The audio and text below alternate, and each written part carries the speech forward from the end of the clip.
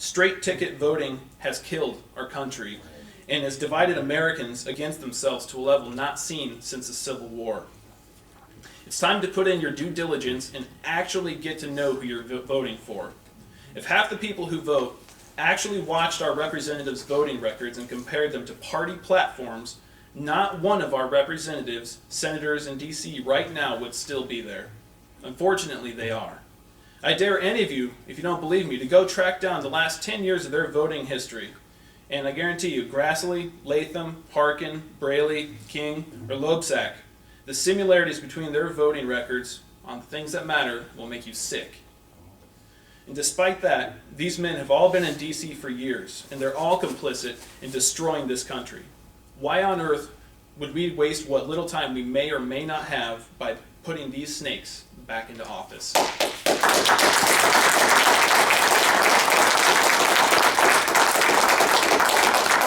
To start fresh with a clean slate.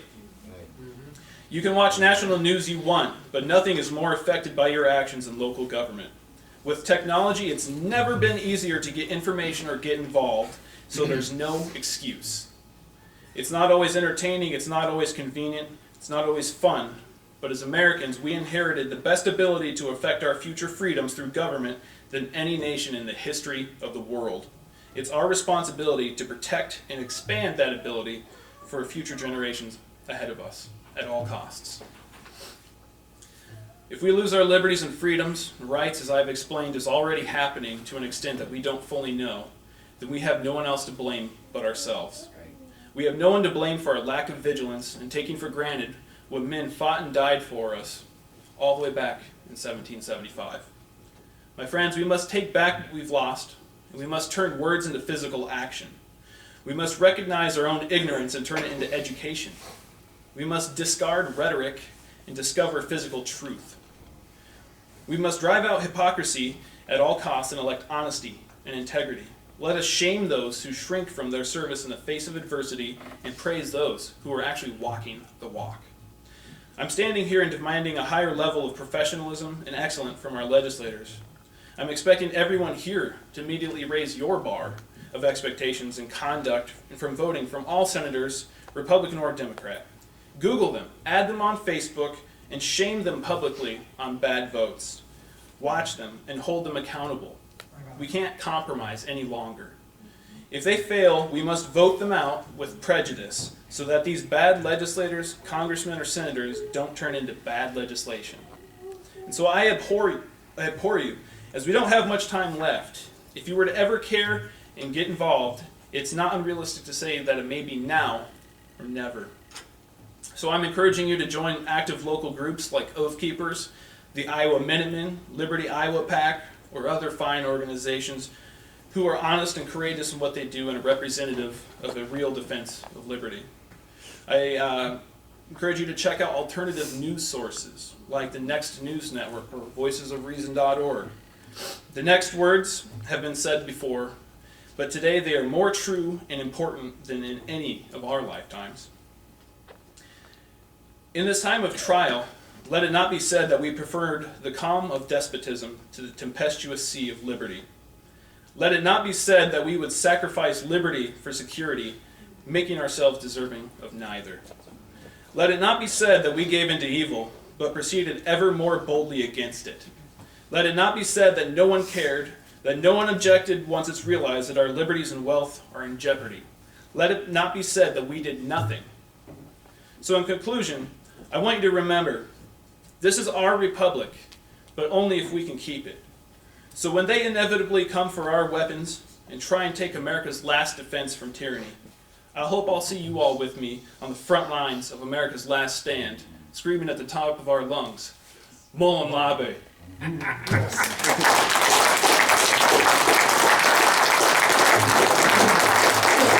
you.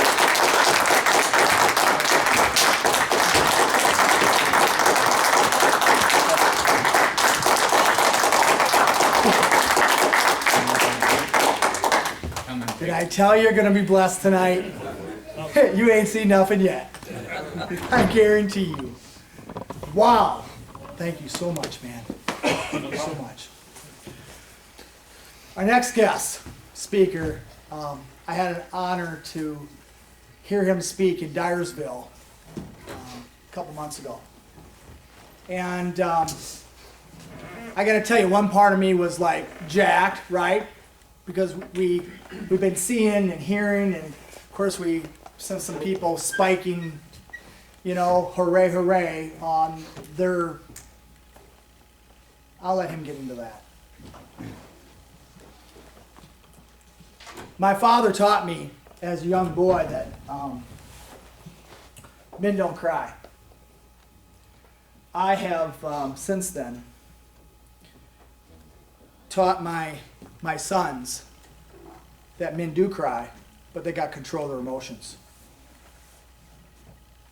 When this next guest spoke that night, I had tears running in my face, but I was in control of them.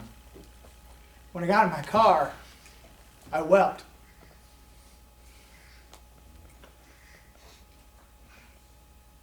From my gut.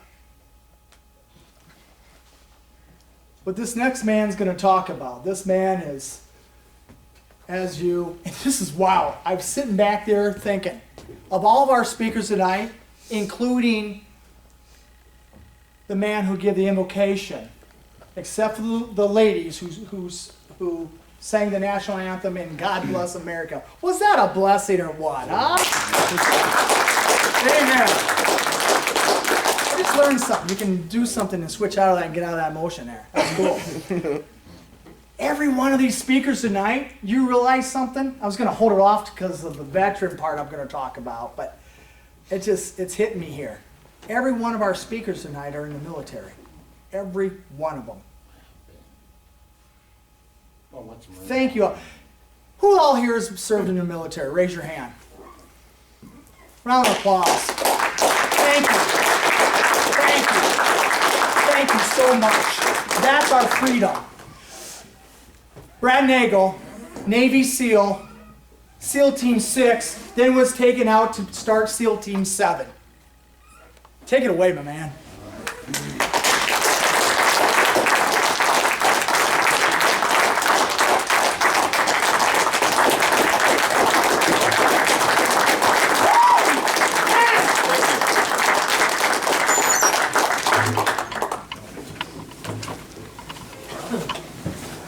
Try to make it easy on you. Can't get any worse than Mike. Yeah. Gotta get some water here real quick. That's about it good.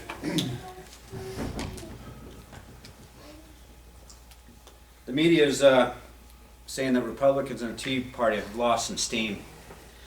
I think not. I'd like to thank all of you for having me here tonight.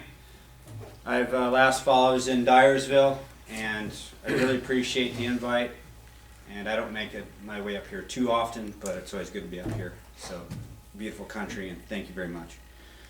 Last fall, I was speaking about the threats our chief executive was posing against our national security. I've been asked to speak to you all tonight about a different type of threat, a much more insidious type of threat, but nonetheless a very real one. The threat to our personal and civil liberties. Today, as you know, is tax day. Something Paul and the Tea Party group here in Dubuque have been battling against for years. By the way, most of you still have 2 days to pay off your taxes until April 17th, so sorry about bringing that up. Probably didn't want to hear that. There are a lot of other not so pleasant things that happened on April 15th you might be interested in. In 1912, the Titanic sank at 2:27 a.m. In 1952, the Franklin National Bank issued the first bank credit card. I guess they saw what the government was doing, living on credit that couldn't be sustained, and figured why shouldn't the common Joe have the same noose around his neck? Right. In 1962, the national U.S. debt soared to $300 billion, and who would have guessed 50 years later it'd be over $16 trillion. But the one many of you might think is most fitting for such a day, that isn't so bad, is the invention on April 15, 1738, the bottle opener.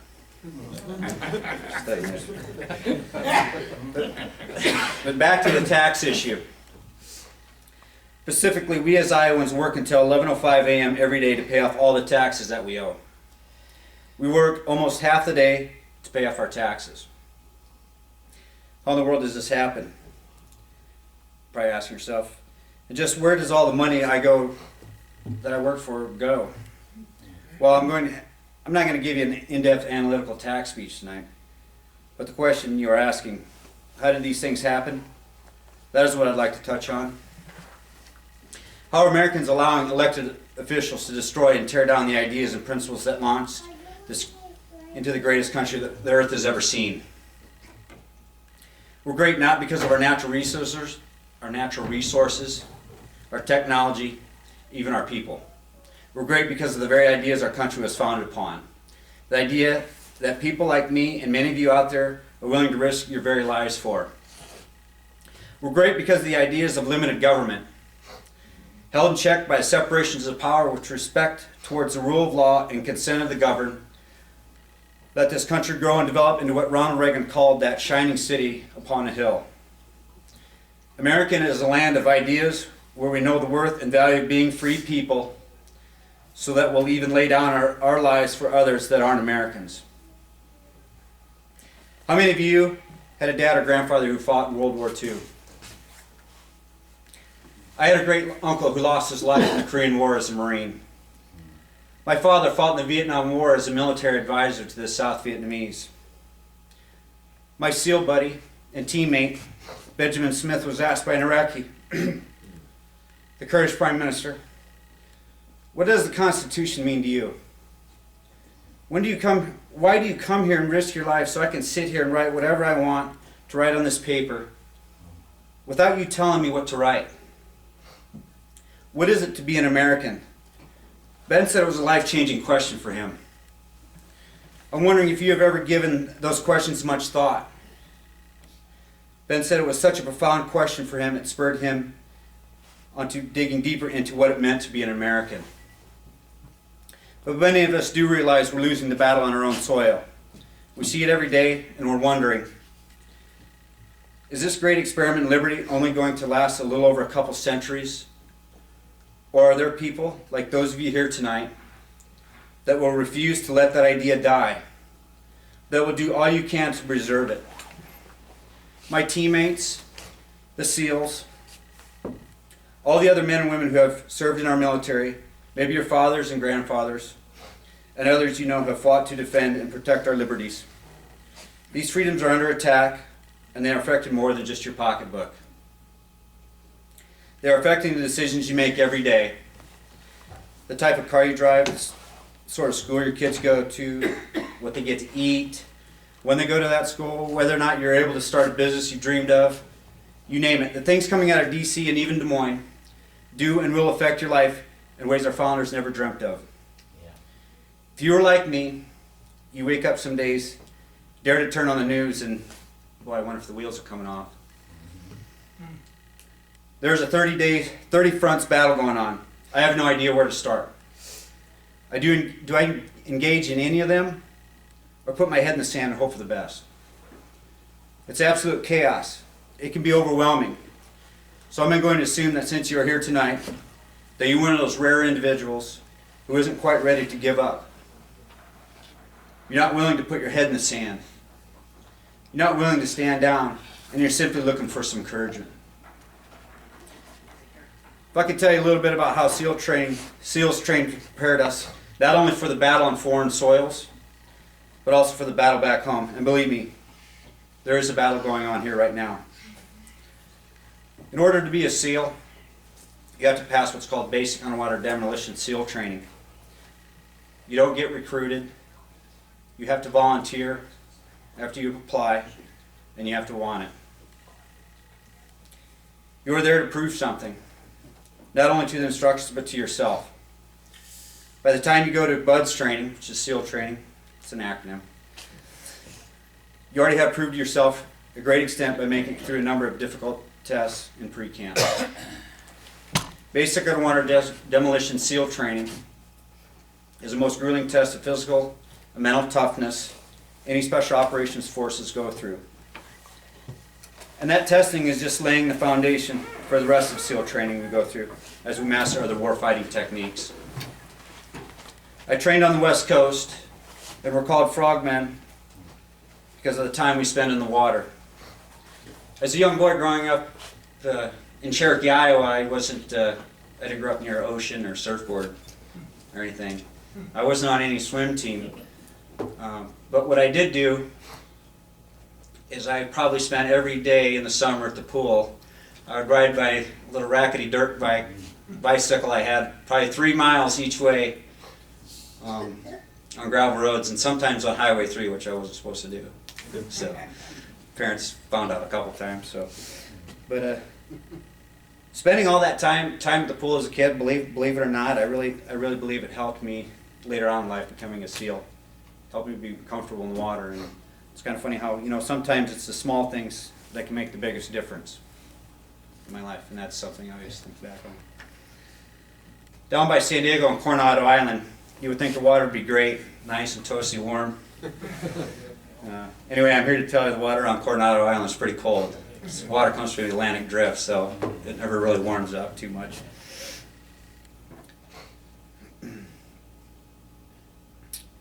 Top that off the fact that usually we're doing a lot of training at night. By the time we face Hell Week, which is the worst week in SEAL training, we're already sick of always being cold and wet. But Hell Week is a testing time to see what everybody's made of, both physically and mentally. It's a fine line between tough and torture. Through all my years in the SEAL teams, it was always integrated into me to never be afraid in the face of uncertainty or chaos. Frustrations, unpredictability, what seems like absolute irrational demands from our instructors, changing circumstances. Sounds a bit like America today. Well, we're dealt these things and are taught to deal with them throughout our evolutions. Because SEALs are sent into most violent situations, we are trained to remain calm when absolute chaos is raining down. We are trained to focus. We do not let our thoughts race ahead to the what ifs. We are trained to assess the situation and then to act, and act quickly. We stay in the moment that we find ourselves in because the consequences are often written in blood. We'll let our buddy down. We might jeopardize his life or the entire team if we don't stay focused. These attacks on our nation, they're meant to throw patriots off balance. They're meant to overwhelm us so we panic or do something stupid or convince us that we shouldn't do anything at all. And yet the slyest thing our enemy does is to couch his poison in terms that lulls everyone to sleep. He makes things sound so nice and harmless. We're just asking those who are richest to pay a little bit more. Since when does the government ever ask anyone to pay anything? If it is an option, I bet most people would say no thanks. Well, I know it's not an option. Do you have sleeping family members and neighbors? That is the one front you are going to have to fight the battle on, maybe the toughest one you're facing. SEALs have respect for their enemies. We know that our enemy is dedicated, mentally prepared, and sometimes pretty smart. We are well trained. They are well trained and they want to win as much as we do. Well, probably not as much as we do, but they definitely do want to win. SEALs refuse to lose. It's not in our vocabulary. It's not in our DNA. It's not an option. Whether a retired SEAL or a current SEAL serving in the country now, we're not in the business of being cowards. The sense of wanting to win and take out the bad guys must be ingrained in us from our birth. We want to take out the bad guys. Now, I'm not advocating that you go out and take out the bad guys over here in the literal sense. You're patriots. You're not military. You're commissioned to take out the bad guys like we are. But you are citizens living under the form of government, our constitutional republic that does expect you as self-governing people to be engaged and defend those principles that are in the Declaration of Independence. There are enemies willing to destroy that, and if they aren't taken out in a sense, they are stopped politically. If their abuses are not stopped by citizen statesmen, a little tongue twister there, sorry about that, shooting down terrible legislation, then yes, they'll win the battle that destroys your liberties. They will shove Marxism down your throat, and they're already trying to do that. Remember, the nature of mankind has always gravitated towards desiring power. So our enemies know that bombarding us one crisis after another is one way to wear us down, so that we'll throw in the towel. What we need to do is assess the situation, remain calm, and stay focused. We need to decide if there is an option to lose, rattling around in that head, or if there is an outcome we don't even entertain. We need to decide that we will stay in the fight, not knowing the outcome, and still refuse to stand down. I cannot emphasize the necessity for mental toughness to you all too much. In my training, as well as for the battle you are currently in. I'll share a couple more scenarios of how we prepare to become SEALs, because our enemy is very dedicated and patient. Our training has a component that is probably different than you'd expect at most boot camps. Our training doesn't have drill sergeants yelling in our face all the time. I went through a training that was very mental tough. I was whispered in my ear on a daily basis that I wasn't supposed to be here. You're too small. Why don't you give it up? So go find something else to do. It was a mind game. They weren't screaming at us like drill sergeants.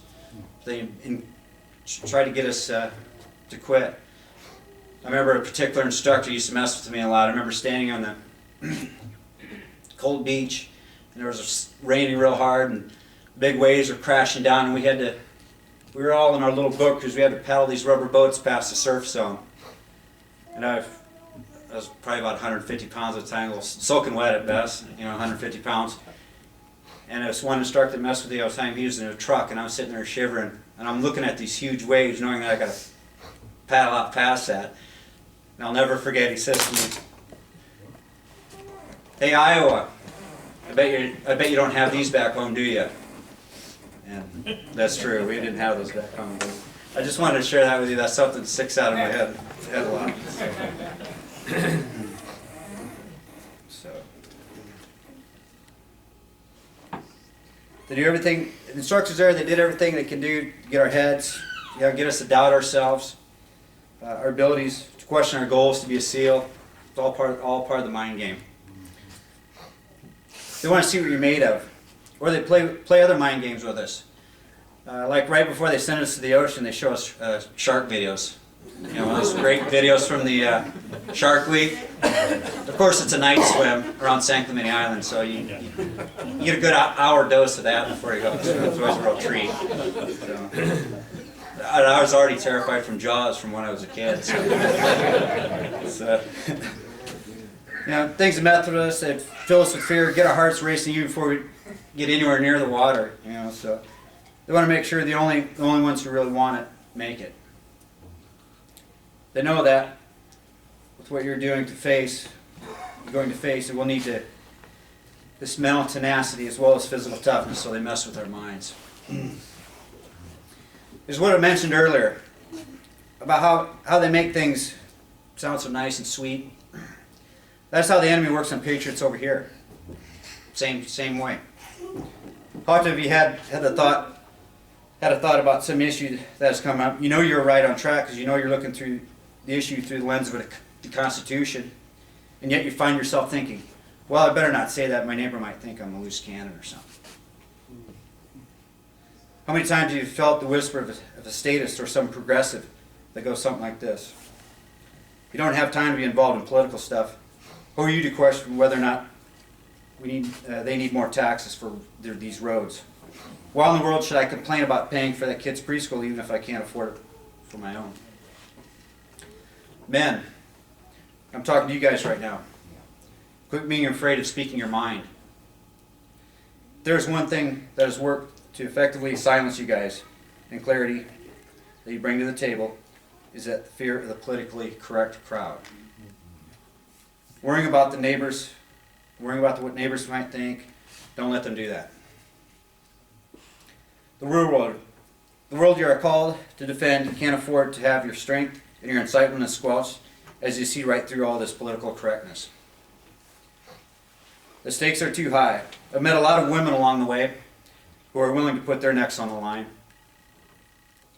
Men, you need to serve your country now by speaking up against the crowd that is working to tear it down, no matter what the consequences.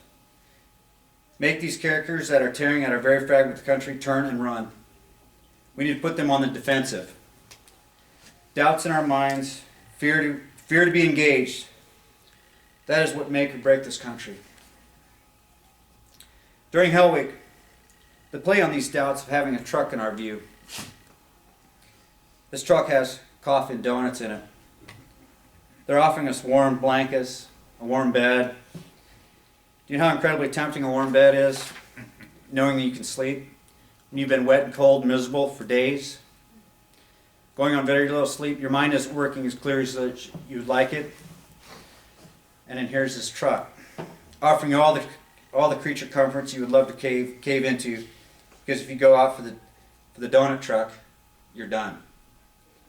There's one thing SEALs learn early on, is we learn to be comfortable being uncomfortable. We keep telling ourselves, just get through this evolution. Don't think about the next thing. Stay in the moment. Stay focused. We know if you go for the truck, we'd have a few moments of comfort. But then we know we'd be sacrificing, for some of us, a lifetime dream of being a SEAL. Sounds a little bit like what the government is offering us with cradle to grave, doesn't it? But what happens if the government can convince you that they are your security? If they are duped into believing that they can give us things we should be out doing for ourselves, well, then they can take them away too. They can just take them away. Before you know it, Americans are easily giving up their freedoms for some perceived security. Donuts and hot coffee. What a trade. Have we as Americans run towards a donut truck and given up on a dream? Liberty has challenging days, even years as its reality, but there is always a possibility to succeed with liberty. Socialism has lifelong guarantee of misery, and that is reality. So we're in a war. It's a battle. The left wants to battle, I'll bring them a war. And war by nature is a team sport. We're all team players, but still individual warriors, carrying out our individual responsibility. But the relationships I made during my service with the teams taught me something about actually caring for others in a way that is almost difficult to explain. I have deep, genuine friendships with these men.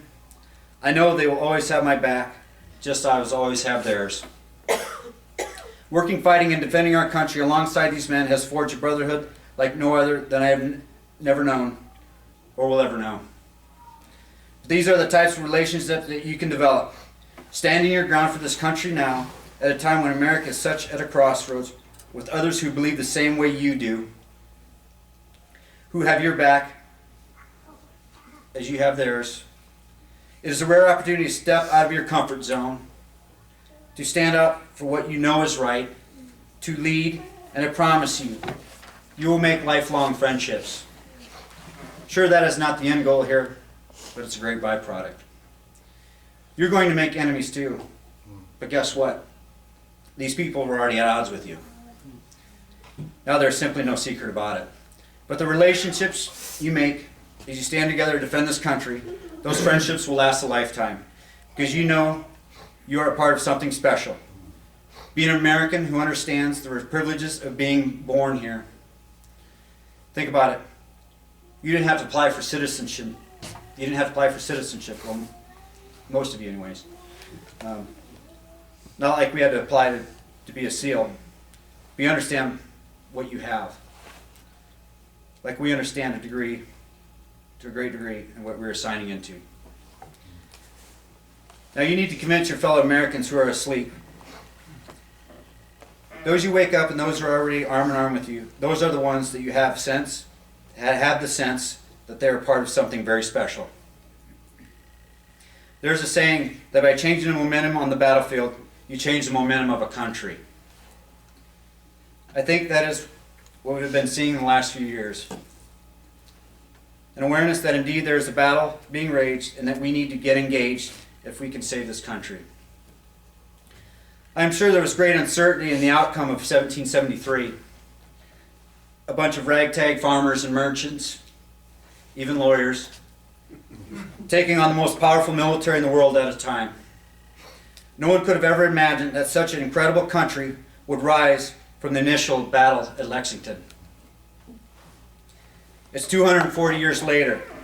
How will Americans respond to the battle we are in now? Stay asleep, hoping the threats will simply go away, because they're not?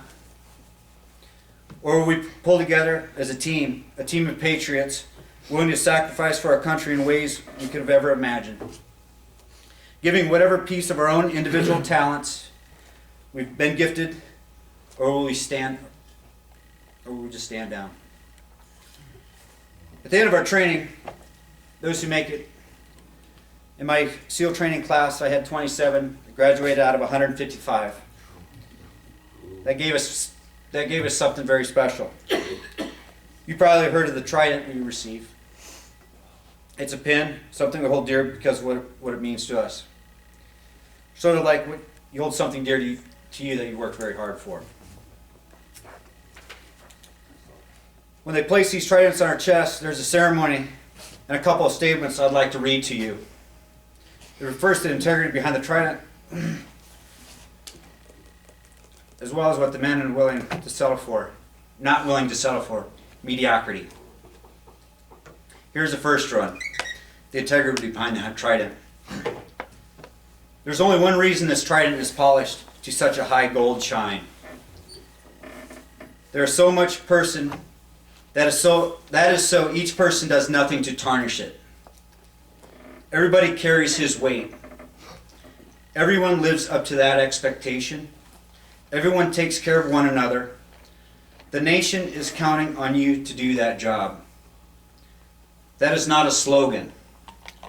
It is something you just don't read on a poster. That is real. This next one sums up how SEALs have an utter disdain of mediocrity. And I shall begin.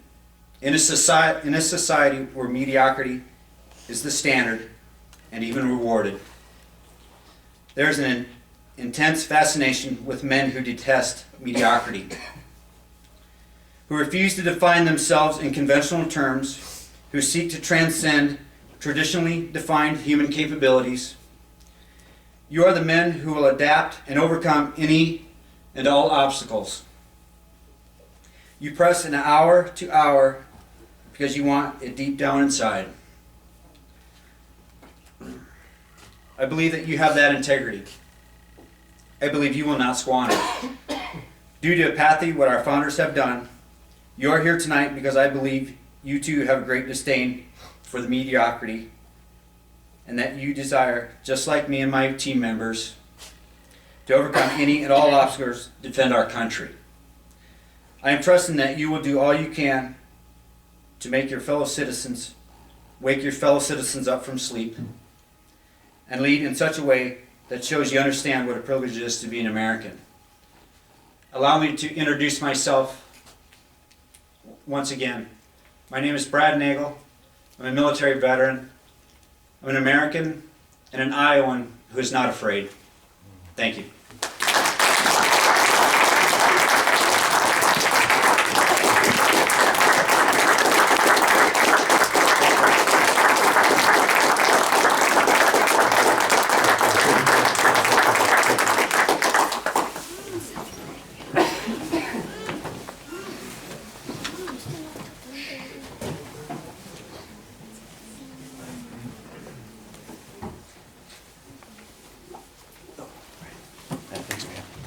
So much.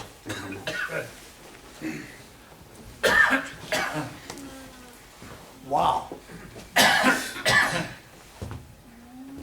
Thank you so much. All right. You've heard from two Army guys. You've heard from a Navy guy. Next guy's going to be a Marine. Is this unbelievable or what? Wow. We didn't plan this, did we, Paul? I don't know you guys, anybody know what the definition of coincidence is? Anybody?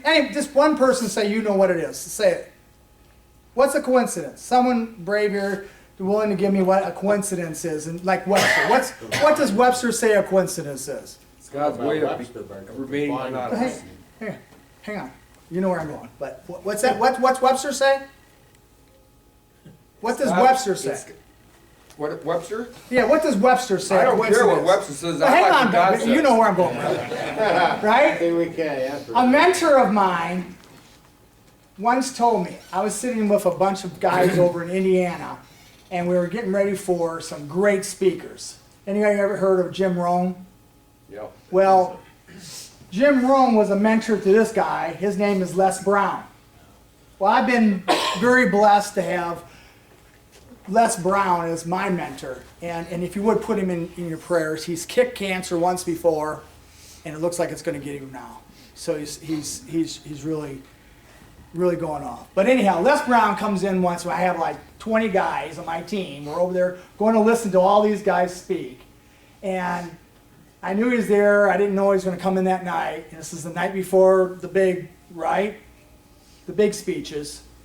It was Friday night. And all of a sudden the door, it's like an auditorium like this. We just kind of got like 20 of our guys around. And we're just talking. Because a lot of them from all over the United States. And they finally met in Ohio, right? Or in Indiana it was. And we're sitting there just talking. And all of a sudden the door opens up, squeaks like that. And I happen to look back, and in walks Les Brown, right?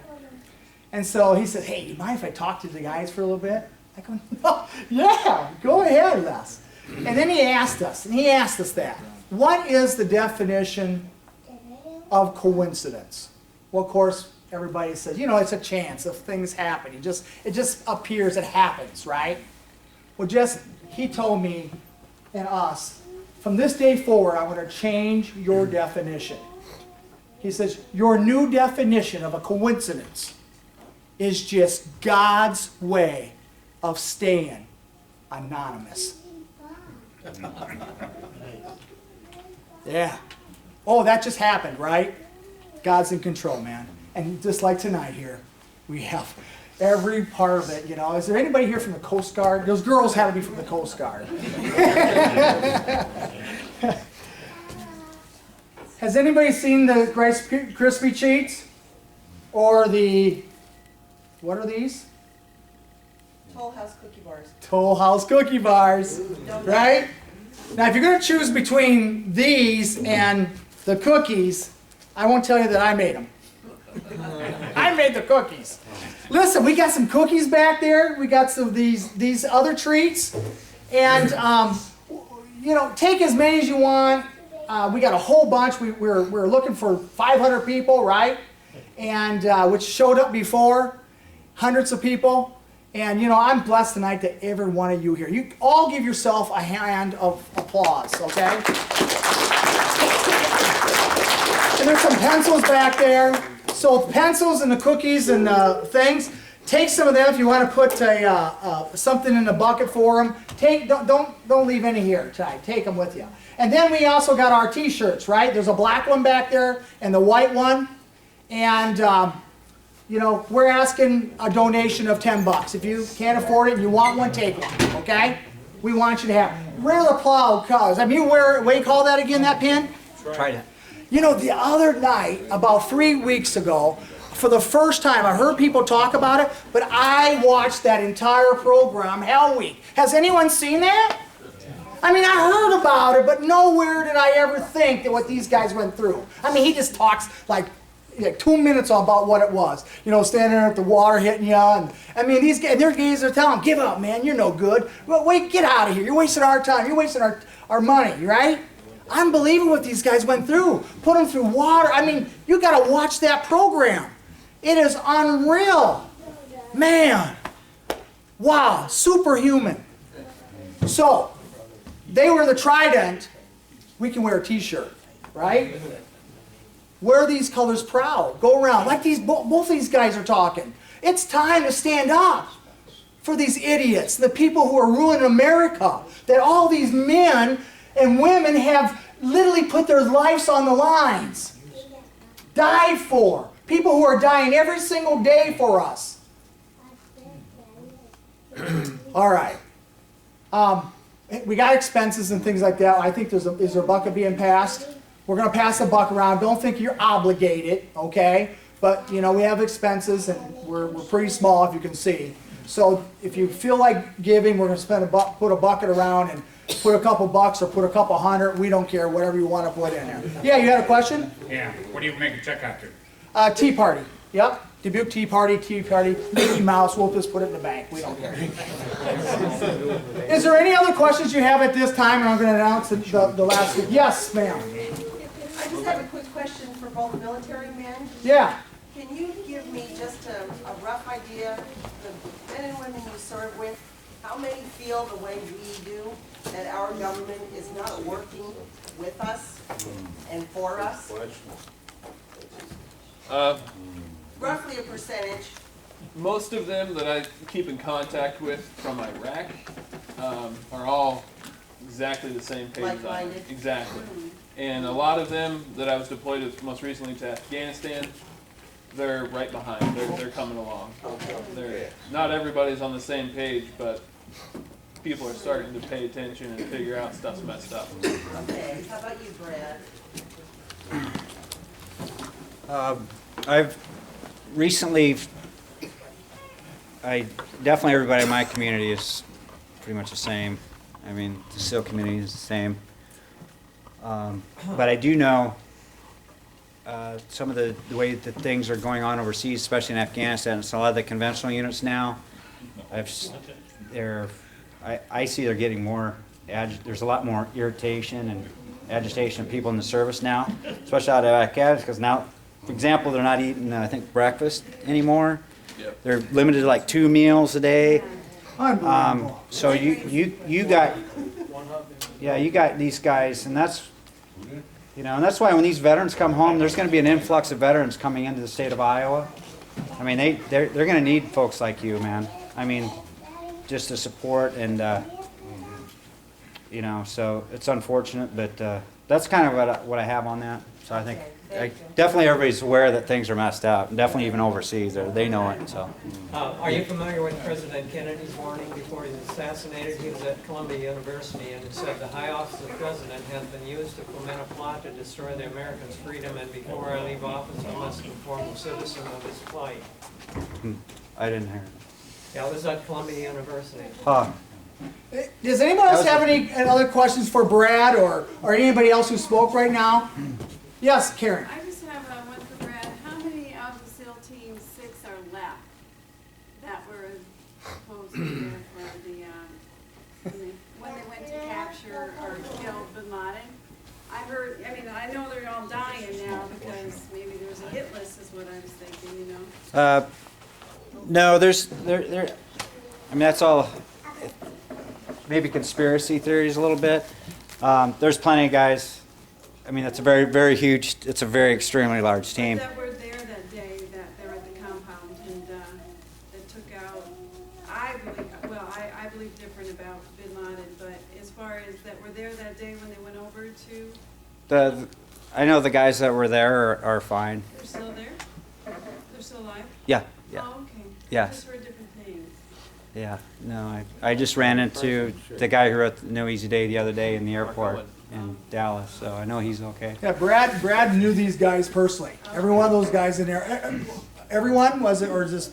Most everybody, yes. Did everybody got a chance to watch him when what was the show was on? I put it on our thing. What was the MS or that interview for you guys? Oh, at 60 Minutes? On 60 Minutes. Did you guys get a chance to see that show?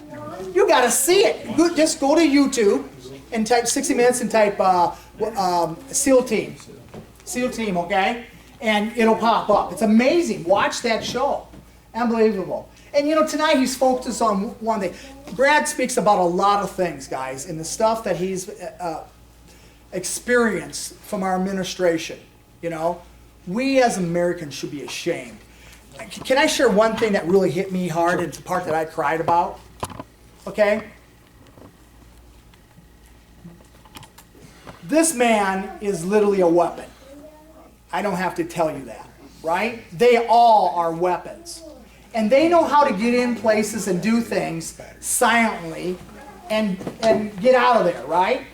But yet our administration chose, Brad shared this with us, chose to use pawns. Instead of him begging them to his commanders, and of course that was overruled by people above that, clear on up, right?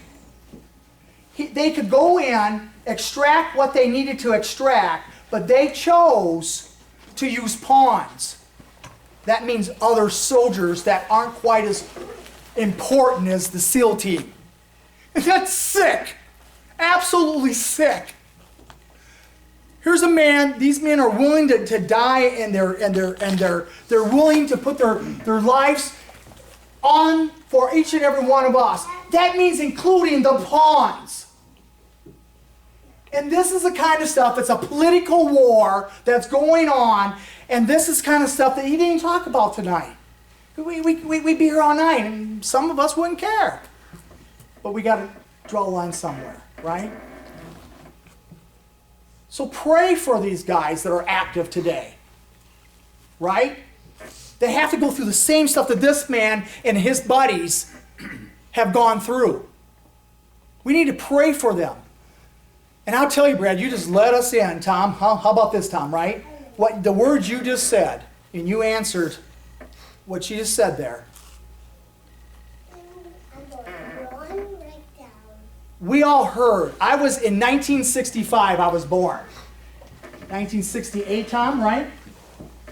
Is when he went over. 1968, he went over. Now, I've read about it. You all read about it. Some of you experienced it yourselves. And we don't have to get into graphic stuff, and Tom will get into as much as he needs to.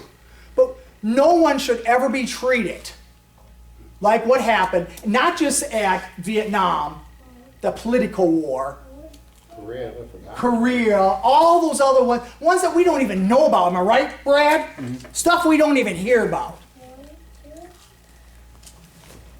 I'm going to introduce you to a man that I've known a long, long time. I was 18 years old when I married my wife at the age of 17. One of her first jobs that she had was to work for Tom Howe. And over the years, Tom has been a pillar, see why I don't publicly speak, pillar in the community. He does appraisals, high-end appraisals, absolutely incredible guy. And active in the Democratic Party. You said, what? He's here? There's that guy they were talking about you don't recognize. Well, you're going to find something tonight. None of us in here are Republicans. None of us in here are Democrats. Or whatever else you want to call yourself. We're Americans. Am I right? We're Americans. And I'm excited about this because the Dubuque Tea Party has been trying to find something that we can put our arms around. Somebody that I can thank. Some of the people that I wasn't when I was a baby. When this man served, and all the ever one of you that raised your hand, I couldn't thank for my freedom, for my mom and dad's freedom, for your freedom. We don't want that to happen. That's happening. And we, the Tea Party, believe that we can. What a segment that we talked about. Tom Howe, we don't even have a name for this yet. Right? But here's what we do know. We don't want our servicemen and women to be disregarded. They need needs. The veteran associations, and there's all kinds of them, right? On a high level, national level. But they're not necessarily taking care of all their needs. So we want to get behind something, like I mentioned early, like the Wounded Warriors or something like that. But that's a high-end, high level, right? Or even